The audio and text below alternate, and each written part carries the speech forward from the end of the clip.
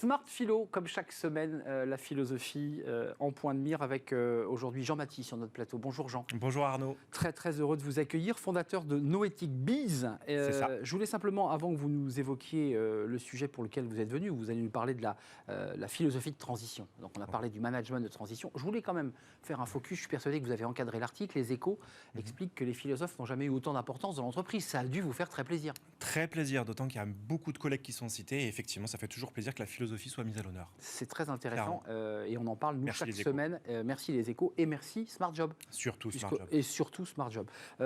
Qu'est-ce que c'est que ce nouveau métier que vous allez nous présenter? Parce que management de transition, ça en a beaucoup parlé. Philosophe de transition, c'est quoi exactement? Alors, cette idée de faire du philosophe de transition, ça part d'un constat hyper simple au fond. C'est de se demander quelle est la place aujourd'hui des philosophes, justement un peu à la sauce des Échos, dans les entreprises. Et on voit qu'il y a 4 grandes figures pour vraiment faire simple. Il y a la figure du philosophe coach qui plaide à la transformation des dirigeants. Il y a le philosophe communicant qui est en fait une plume, j'allais dire, de très haute qualité. Il y a encore le philosophe d'entreprise qui serait nommé pour, comment je vais vous dire Arnaud, pour contrôler si la philosophie éthique dans les entreprises est bien suivie éthiquement, j'allais dire. Et puis, en fait, ces figures-là, en fait, elles mettent de côté complètement un rôle qui pourrait être central pour le philosophe, c'est d'être véritablement un philosophe, comme vous avez dit, de transition dans les entreprises. C'est-à-dire? Concrètement, c'est de dire que autant le management de transition, on lui confie des projets, voire des directions pour appliquer, pour faire la mission. Et transformer. Et transformer, exactement. C'est toujours une problématique de changement. Eh bien, nous, chez Noéthique Biz, qui sommes vraiment depuis 10 ans dans les problématiques de changement, l'idée, c'était de dire quoi? C'était de dire le philosophe peut être le garant pour son client de la philosophie d'un projet, de la philosophie d'un changement, voire de la durabilité du projet en question et du discernement. Et l'esprit critique, parce que ça, c'est que c'est important. Ouais. C'est-à-dire que c'est cette espèce de dosage entre l'arrogance et l'absence. C'est exactement ça. L'idée, c'est de dire que le philosophe, c'est une sorte de critical friend, comme disent les anglo-saxons. C'est-à-dire, vraiment, son axe central au philosophe, c'est de dire comment je peux être un ami de critique pour les dirigeants, pour les conseils d'administration, vraiment qui joue pleinement son rôle d'esprit critique, comme vous dites Arnaud. Donc ça veut dire que, d'ailleurs c'est pas tout à fait comme ça dans la vie, enfin, le critical friends dans l'entreprise, il a presque un statut, mais dans la vraie vie, ça marche pas comme ça. Enfin, c'est pas pareil. C'est pas pareil. Rassurez-moi. D'habitude dans la vie... Quand on est pote avec quelqu'un qui me critique toute la journée, c'est embêtant, quoi. C'est ça devient un petit peu ennuyeux. Non, l'idée c'est effectivement que, peut-être qu'on sait que trop, en fait, ce que nous attendons de nos amis, mais on sait pas ce dont on a vraiment besoin. Si on regarde le concept d'amitié, en fait, dans la Grèce antique, vous savez bien que pour nous, les philosophes, c'est un peu la référence majeure. L'idée, ça va être très simple, ça va être d'être un peu le Socrate pour Alcibiade, pour Ménon, pour Ion, pour tous ces gens-là, de toute l'œuvre de Platon. C'est-à-dire quoi? C'est-à-dire, au fond, on est plus dirigé par l'envie de faire du juste, du vrai, de l'objectif, je suis un peu idéaliste Arnaud, de faire vraiment de ce qui est vrai et juste pour nos clients, plutôt que d'être des flatteurs à tout va.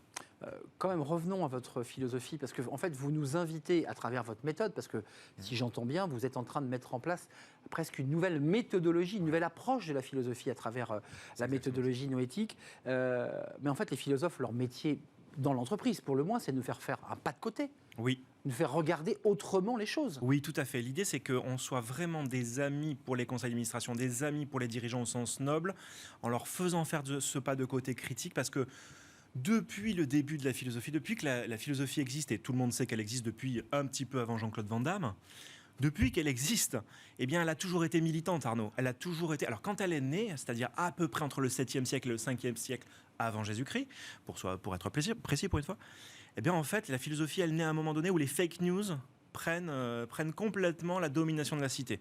Socrate, il se bat contre un mauvais usage de l'écriture qui a donné lieu, on dirait aujourd'hui, aux fake news. C'est-à-dire que depuis le début, elle est militante. Et aujourd'hui, notre devoir de philosophe, c'est de mettre nos compétences au service du discernement. Arnaud, on n'a jamais été devant autant d'infobésité, devant autant de complexité. Vous savez bien que, évidemment, c'est la guerre en plus de ça, vraiment à côté de chez nous. 2500 km de Paris. 2500 km à peine de Paris. Donc en fait, il s'agit de quoi? Il s'agit de clarifier sa pensée. Vous savez, il y a un grand philosophe, Ludwig Wittgenstein, c'est un peu dur à dire. Mais vous l'avez bien dit. Merci. Wittgenstein qui disait, en fait, la philosophie, c'est l'art de nous défaire de nos crampes mentales, c'est l'art de discerner, en fait, c'est de clarifier la pensée. Notre devoir, c'est ça, Arnaud. Alors, Jean-Mathis, concrètement, ça s'incarne comment tout ça? Parce que le chef d'entreprise, donc votre client, de fait, va vous dire, moi j'ai bien compris ce que vous me dites, mais Comment ça marche? Comment ça va marcher?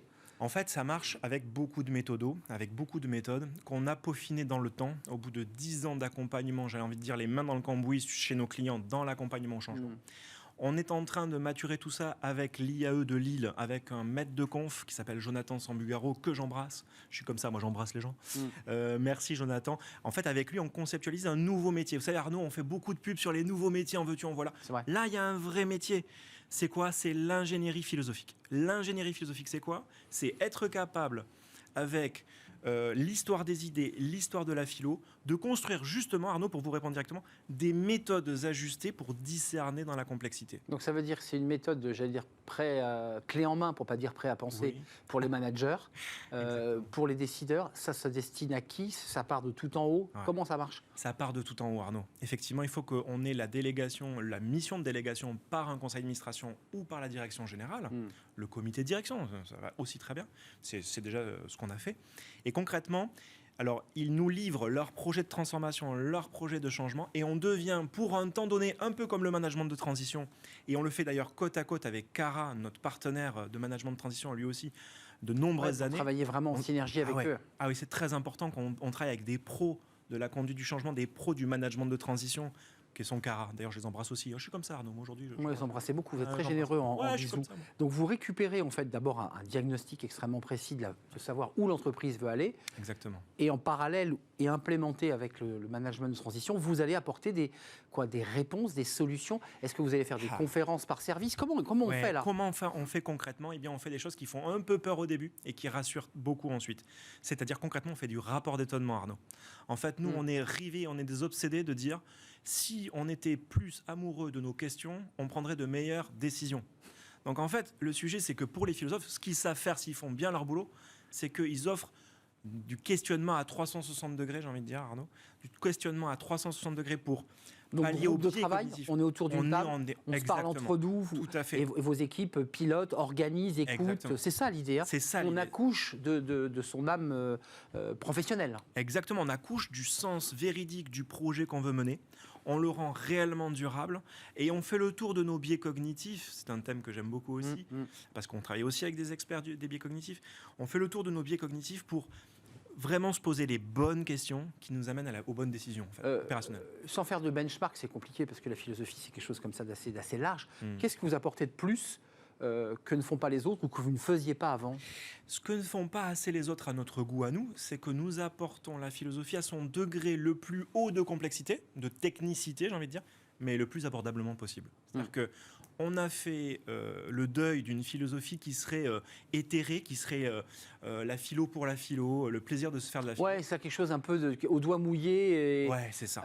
Sauf que là, vous nous dites qu'il y a une méthode presque scientifique, cadrée scientifiquement. La finalité, quand vous vendez ce concept, parce qu'il faut quand même l'expliquer, ça demande, j'imagine, un peu de temps, c'est pour arriver à quoi, en fait? C'est pour arriver à deux choses très précises. C'est pour arriver à prendre des décisions durables, véritablement, pour l'entreprise et pour son environnement. Et deuxièmement, c'est pour arriver à un maximum d'engagement dans le changement, un maximum d'appropriation par l'ensemble du staff de direction et ensuite par les opérationnels, j'ai envie de dire, des changements qui sont visés en fait. C'est ça, la double. Vous travaillez de concert lorsque vous faites des restitutions avec le management de transition. J'imagine que oui. Oui, tout à fait. Les choses s'emboîtent. Là, l'idée, c'est effectivement de faire son Tetris de très haut niveau pour qualifier les questions de très haut niveau. Donc, on travaille avec deux entreprises pour faire ça. On travaille avec Cara, qui est un spécialiste du management de transition. Et puis, on travaille aussi avec New Brain Consulting, qui est un spécialiste des biais cognitifs. Donc là, vraiment, on fait du sur-mesure pour apporter tout ce qu'on peut pour mieux discerner dans la complexité, créer de la durabilité et créer de l'engagement. Merci Jean-Mathie, fondateur de Noéthique Biz, avec la création à l'intérieur donc de Noéthique, de ce nouveau métier que vous êtes venu nous développer. Il y a déjà des clients qui adhèrent? Oui, tout à fait. On a trois clients déjà qui ont fait, j'allais dire, les frais de notre accompagnement et qui sont ravis et qui vont bientôt témoigner. On est en train de travailler ça. Les frais, ce n'est qu'une expression. Ce n'est qu'une expression. Évidemment. Merci Jean, c'est un vrai plaisir de vous entendre parler de ce nouveau métier de transition philosophique ou de philosophie de transition. J'ai envie de dire, ça marche presque dans les deux sens. Exactement, c'est vrai. À très très bientôt et bon vent innovant pour ce nouveau métier. On fait une courte pause, on s'intéresse à un sujet qui va passionner le philosophe, l'orthographe. Bah oui, l'orthographe, c'est la façon dont on met des mots sur une feuille ou sur un écran d'ordinateur avec les fautes d'orthographe qui vont avec, qui peuvent heurter, qui peuvent choquer, qui peuvent surprendre. Le niveau en grammaire et en orthographe a baissé depuis près de 20 ans. C'est vrai que ça peut heurter des recruteurs, ça peut être d'ailleurs rédhibitoire pour certains recruteurs, compliqué quand on est dans l'entreprise, mais aussi, et on en parlera, discriminant pour certains talents qui ont d'autres qualités que celles de ne pas faire de fautes d'orthographe et qui parfois peuvent se retrouver sur le bord du chemin. On va essayer d'y voir un peu plus clair sur cette bataille de l'orthographe. Ça sera le thème de notre débat du Cercle RH juste après cette pause.